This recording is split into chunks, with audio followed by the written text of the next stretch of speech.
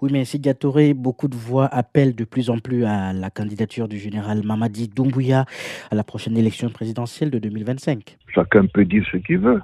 Moi, je n'ai pas de problème.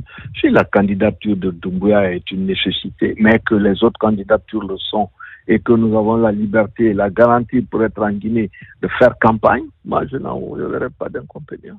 Dans une interview qui avait été accordée à la chaîne des radios et des télévisions allemandes qu'on appelle Deutsche Welle, l'ancien Premier ministre de la République de Guinée, M. Sidya Touré, a eu à répondre à plusieurs questions que le journaliste lui avait posées lors de cette interview. Parmi tant d'autres, ils ont parlé de la situation sociale et politique de notre pays.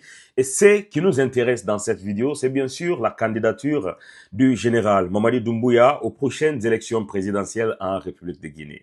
Et quand on écoute cette interview jusqu'à la fin, on a l'impression que M. Sidya Touré ne trouve pas de problème à la candidature du général Mamadi Doumbouya. Il dit lors de cette interview que je ne trouve pas d'inconvénient à ce que le général Mamadi Doumbouya soit candidat aux prochaines élections présidentielles. Que ce que lui, il aimerait, c'est que le gouvernement actuel garantisse la sécurité des autres présidents des partis politiques qui sont à l'extérieur afin de les permettre de rentrer en Guinée et de battre campagne. Et que le reste, c'est le peuple qui va décider dans les urnes. On le sait très bien qu'il y a 2 jours de cela, pour être précis, que M. Sidya Touré et M. Cellou Dalein Diallo avaient publié sur leurs pages respectives qu'ils s'étaient concertés en Côte d'Ivoire. Est-ce que ce qui est dit par M. Sidya Touré dans cette interview est le consentement de M. Sidya Touré et de M. Cellou Dalein Diallo?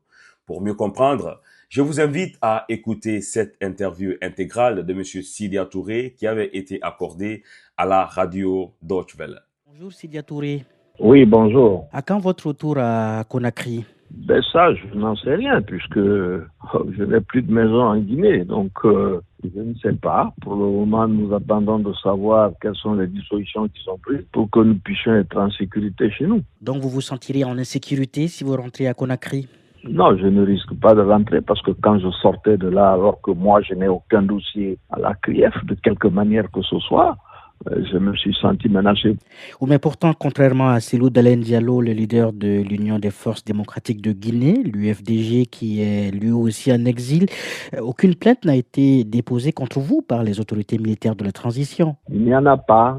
Et puis en plus, c'est assez malheureux parce que nous avons applaudi l'arrivée de ces jeunes gens qui remplaçaient le régime de kleptocrates et d'incompétents que Alpha Condé avait mis à la tête du pays. Donc on avait applaudi en ce temps et je n'ai pratiquement pas compris comment ça se fait que les choses aient tourné aussi brutalement dans un sens totalement contraire. Alors, selon le Premier ministre de transition Bahouri, le référendum pour valider ou non le projet de constitution qui a été élaboré, ce référendum aura lieu à la fin de cette année, au plus grand tard. Est-ce que vous y croyez? Nous n'avons pas, à ce que je sache, il n'y a pas de liste électorale établie. J'avais cru comprendre qu'il y avait des procédures pour faire le recensement et toutes ces choses-là. S'il pense pouvoir faire ça en 2 ou 3 mois, je lui présente mes félicitations. Et que pensez-vous du contenu du projet de constitution qui a été élaboré? Je l'ai lu en diagonale. Vous savez, les constitutions des pays francophones sont toutes inspirées de la constitution gaulienne de 1958.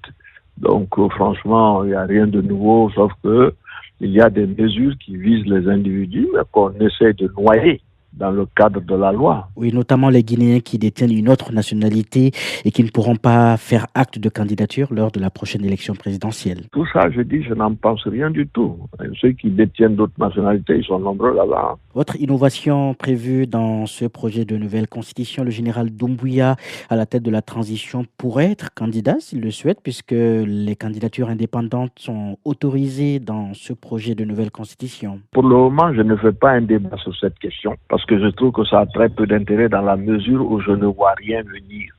Pour que nous puissions participer à des discussions sur la Constitution, nous avions proposé des solutions en cela, à savoir mettre en place disons, une structure qui permettrait de recevoir tout un chacun.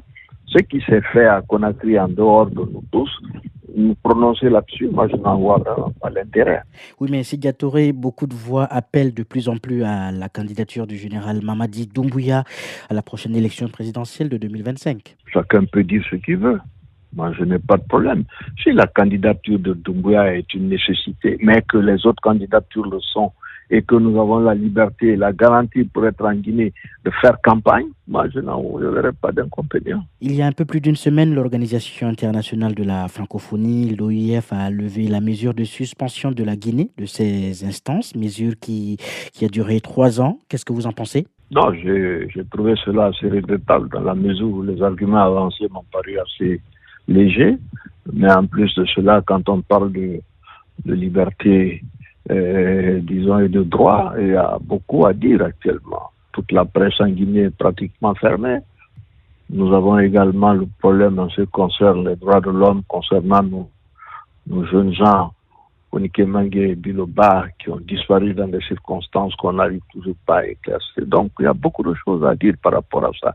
La meilleure manière de sortir de toute l'affaire, c'était de faire un dialogue et qu'on puisse discuter entre Guinéens des possibilités d'aller de l'avant, quelles que soient les décisions que les gens ont en tête par ailleurs.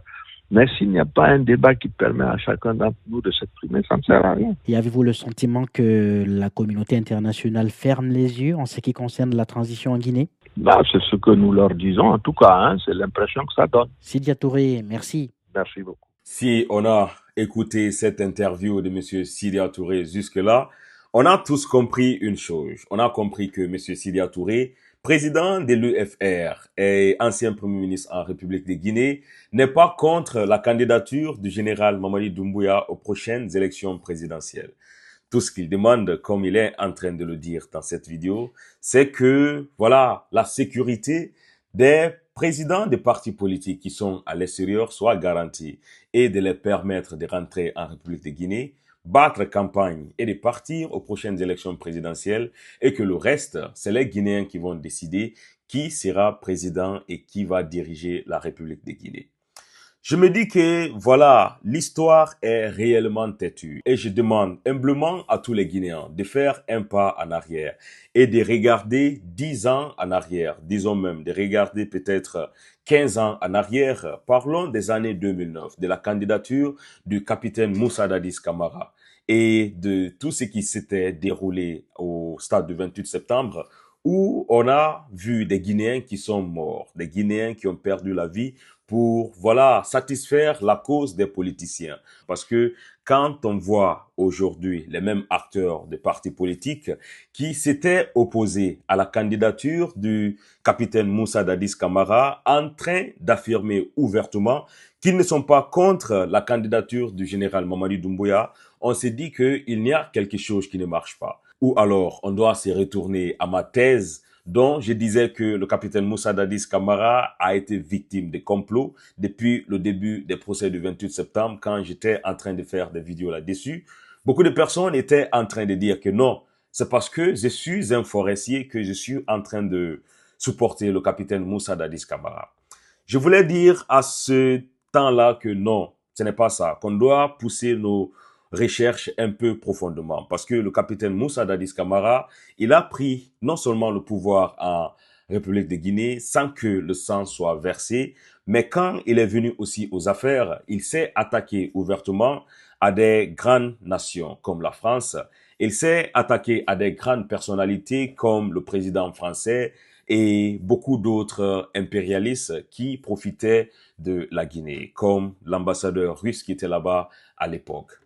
Ce qu'il faut dire, c'est que le capitaine Moussa Dadis Camara avait eu à dire des mots comme si les présidents des partis politiques l'énervent, qu'il va ôter la tenue et qu'il est guinéen comme tout le monde et il va se présenter aux prochaines élections présidentielles. Est-ce que c'était son intention? Je ne sais pas, mais quand même, il a eu à dire.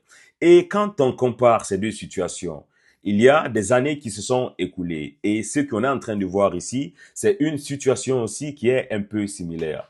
Il y a un état de transition qui est en train de diriger la Guinée actuellement et l'actuel président de transition ne s'est pas prononcé ouvertement là-dessus qu'il va se présenter aux prochaines élections. Mais tout ce que nous sommes en train de voir se décimer à l'horizon, On est convaincu là-dessus qu'il va se présenter aux prochaines élections présidentielles. Pour moi, personnellement, je suis d'accord et je le sais très bien qu'il va se présenter parce que, comme je l'ai toujours dit dans mes vidéos que je publie sur cette chaîne, je ne vois pas des présidents de partis politiques qui est actuellement en Guinée et qui est capable de changer la situation en République de Guinée, étant donné que tous ces présidents de partis politiques ont déjà été premiers ministres. Ils nous ont montré ce qu'ils savent faire. Et quand on voit les années qui se sont écoulées, quand je les vois, je me dis que seulement c'est des gens qui cherchent à appeler à la manifestation afin de pousser les pauvres Guinéens dans les rues. Et quand il y a des morts, c'est les mêmes personnes qui vont essayer de faire les interviews partout, en train d'appeler la CEDEAO, en train d'appeler la communauté internationale pour dire que ce régime est en train de faire des bavures ou bien en train de massacrer sa propre population, en oubliant que ce sont eux qui sont en train d'appeler ces pauvres populations à sortir dehors. Je me dis qu'on va comparer un peu la situation. Quand on voit M. Sidya Touré en train de dire qu'il ne trouve pas d'inconvénient à la candidature du général Mamadi Doumbouya et que c'est les Guinéens qui vont décider dans les urnes qui va décider, je me dis où est la différence entre cette transition du capitaine Moussa Dadis Camara et ce que nous sommes en train de vivre actuellement du général Mamadi Doumbouya. Est-ce que ce n'est pas les militaires qui sont au pouvoir? Est-ce que, au temps de Dadis, ils ne pouvaient pas aller aux élections et que les Guinéens décident qui sera président? Qu'est-ce qui a alors changé? Et quand on prend aussi M. Bahouri, qui est actuel Premier ministre, qui était aussi à la tête de tout ce qui était passé au stade du 28 septembre, qui aujourd'hui est en train de dire aussi que le général Mamadi Doumbouya est un Guinéen comme tout le monde, qu'il peut se présenter aux prochaines élections présidentielles. On s'est dit exactement que, voilà, le complot était réellement ficelé jusque dans la garde rapprochée du capitaine Moussa Dadis Camara. Quand on le dit à chaque fois, les gens nous insultent, mais je pense que l'histoire est réellement récente et qu'on a vécu tous ces situations. Je voulais qu'on fasse ces comparaisons et que nous puissions comprendre et reconnaître qui sont ces dirigeants des partis politiques en République de Guinée.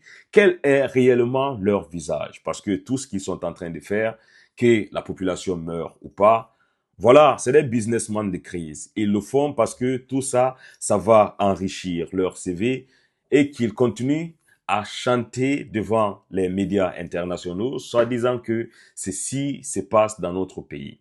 Il ne faut pas oublier que M. Sidya Touré et le président de l'UFDG, M. Cellou Dalein Diallo, s'étaient concertés en Côte d'Ivoire, précisément à Abidjan, au domicile de M. Sidya Touré.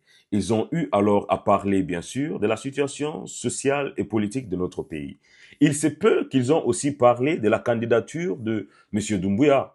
Peut-être qu'ils sont tombés tous d'accord là-dessus que, voilà, M. Doumbouya soit candidat aux prochaines élections présidentielles. En tout cas, mes frères, ce qu'il faut dire, que eux, ils le veulent ou pas, actuellement, il n'y a pas de dirigeant en République de Guinée qui est capable de relever la situation. Et il faut toujours reconnaître, quand on parle du mal d'un dirigeant dans un pays, soit disant qu'il est en train de durcir les choses, c'est parce qu'il est en train de taper exactement là où ça fait mal. Et c'est ce que nous sommes en train de voir en République de Guinée. Avant de terminer cette vidéo, mes frères, tout ce qu'il faut comprendre, c'est de dire que prions que la paix revienne en République de Guinée et tout le